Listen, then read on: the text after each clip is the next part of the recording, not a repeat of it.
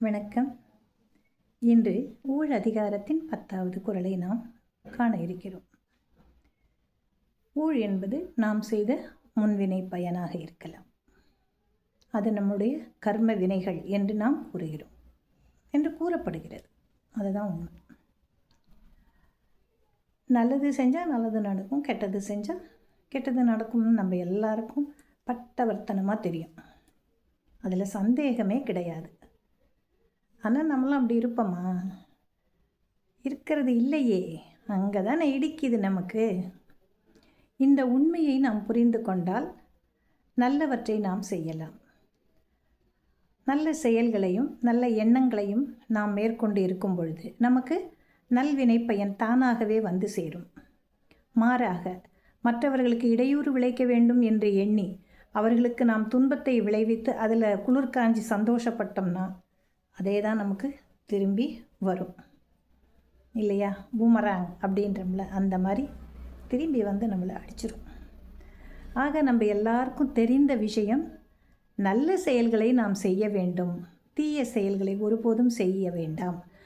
ஆகையினால் அந்த பயன்கள் அனைத்தும் நமக்கு அடுத்த பிறவியில் அல்லது இதே பிறவியில் அதே அளவு துன்பத்தை அல்லது இன்பத்தை நமக்கு கொடுத்துவிட்டுத்தான் செல்லும் என்கிறது வள்ளுவம். உண்மையும் அதுதான். அதனால் நம்ம எப்பயுமே நல்லது செய்யணும் அப்படிங்கிற ஒரு எண்ணத்தோடு இருந்தோம்னா அது நல்லது. அந்த வழிகாட்டுதல் தான் நமக்கு வள்ளுவ பெருந்தகை சொல்லித் தருகிறார். இப்போ இந்த குறள் என்னன்னு பார்க்கலாம். ஊழின் பெருவலி யாவுள, ஊழின் பெருவலி யாவுள, மற்றொன்று சூழினும் தான் முந்துரும். ஊழிற்பெருவலி யாவுள, மற்றொன்று சூழினும் தான் முந்துரும். ஊழ் என்று சொல்லக்கூடிய வினைப்பயனை விட பெரிய வலிமை மிக்க ஒன்று உலகத்தில் கிடையாது. அதனால்தான் ஊழ்வினை வந்து ஊட்டுகிறது. சரி, நம்ம வேறு வழியில் எல்லாம் தப்பிச்சுக்கலான்னு பார்த்தாலும் நடக்காது. அந்த ஊழ்வினை பயன் அதுக்கு முன்னால் நமக்கு வந்து நிற்கும். ஆகையினால் என் இனிய உறவுகளே, மக்களே, அனைவரும் நல்ல வினை பயன்களை செய்வோம். விதை விதைத்தால் அந்த விதைக்குரிய பலன்கள் நமக்கு கிடைக்கும்.